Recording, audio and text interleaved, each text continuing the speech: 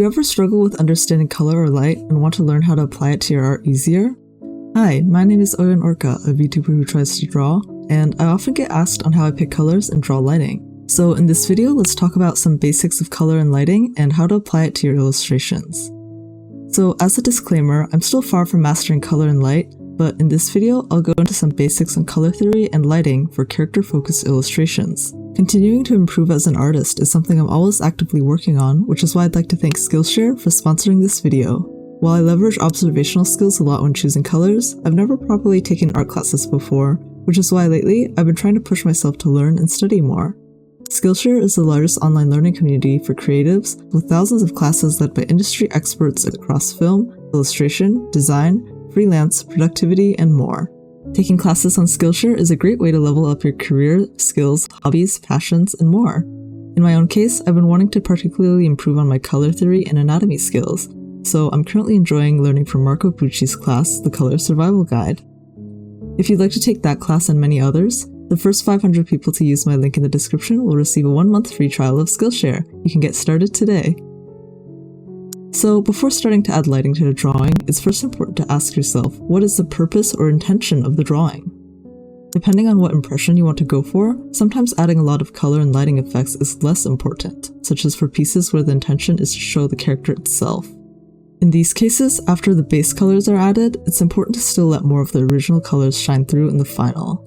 Sometimes, lighting isn't very realistic here, but that's okay because the intention is to show off more of the character itself. This is pretty common in gacha game splash arts for those familiar with it. Other times, for more dramatic or moody pieces where the intention is to evoke a particular feeling, this is where color and light is really important and is something you'll want to pay more attention to. In these cases, while the character is still the focal point of the illustration, the main intention is not to show details of the character itself, but instead to create some sort of atmosphere or setting in which the character exists in. So let's begin by touching on some basics for color. So color in any illustration is important. Color can create visual contrast, set different moods, and convey emotion to the viewer. First, here's a color wheel, which I assume everyone's already familiar with. However, while this is called a color wheel, it's more like a hue wheel, as it doesn't go into the other parts of color, which I'll cover later. The more towards blue you go on the wheel, the cooler the color will appear. The more towards red you go on the color wheel, the warmer the color will appear. When choosing colors, if you don't know where to start, some common color schemes that you may already be familiar with are complementary colors, analogous colors, and triadic colors. Complementary colors means using colors opposite of each other on the color wheel. Analogous means using colors right next to each other on the color wheel, and triadic means using colors that are equally spaced apart on the color wheel. Another thing to note is that color is relative. Here, while the skin tone appears warm against the blue shadows in the sky, in reality the actual color here is gray. And you don't necessarily have to know how to inherently pick these colors either. Thanks to working in digital art, through using blending modes such as multiply, by choosing a shadow color that reflects the surrounding, in this case a darker blue, you can set it to multiply to create good-looking shadows. Typically, when I'm choosing a color for the shadows, I pick the most prominent color in the background and adjust it as needed. Then I'll set it to multiply. This way, the character looks more cohesive with the background. So while you can use blending modes to cheat color theory a little bit, either way you'll still need to understand that colors can be perceived differently depending on its surroundings. This is particularly important, and it's something I struggled with in my early days of drawing digitally. For example, in this drawing, it looks like the colors I used include green, orange, and purple, which are a triadic color scheme. However, the actual colors are quite different, as you can see here. And even in my earlier examples, I play around with the saturation and value of the colors a lot, beyond just the hue. You don't need to follow every single color scheme you see exactly, and you can adjust things as needed or think about what color is actually being perceived as, instead of forcing yourself to use particular color schemes. So let's cover what makes up color beyond just hue. So hue is what's most commonly associated with color, being where it is on the color wheel. Saturation, on the other hand, is how intense the color appears, and value is how light or dark the color appears. In all professional drawing programs, you should be able to adjust these easily. For example, in Clip Studio Paint's color palette interface, you can adjust the hue using the dial, the value by moving the circle up and down, and the saturation by moving the circle left and right. This is also considered the HSV value if you look at the numbers below, which stand for hue, saturation, and value. So now let's cover value. While value is technically a part of color, I wanted to separate this section since I think value is commonly associated with lighting. Value is particularly important, and to demonstrate, let's look at these two drawings I did in the past as an example. While both of them seem similar in hue, being mostly blue, the drawing on the right seems more visually interesting and leaves a better impression. If you turn down the saturation, you'll see that the value contrast of the drawing on the right is a little bit better. There are very light values from the sun and the city lights, and dark values from the hair, shirt, and shadows. Meanwhile, the drawing on the left has less value contrast.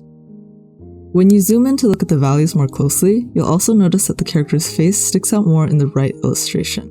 Typically for character-focused illustrations, you'll want to make sure that the face is clearly visible and in good contrast with the background and the surroundings, and make sure that you can also see the character's face properly as well.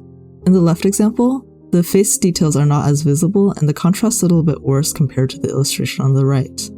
Now, this doesn't mean that you have to have high value contrast in every single drawing. Sometimes you want the drawing to skew more dark or light, depending on what mood you're going for. For example, for moodier drawings, I prefer darker values to add an element of mystery, and for lighthearted or peaceful drawings, I tend to prefer lighter values. However, either way, you'll still need to make sure that you'll at least be able to see whatever the focal point of the drawing is. In both cases here, the area with the relatively highest value contrast is where I want the viewer's eyes to go, which is near the head.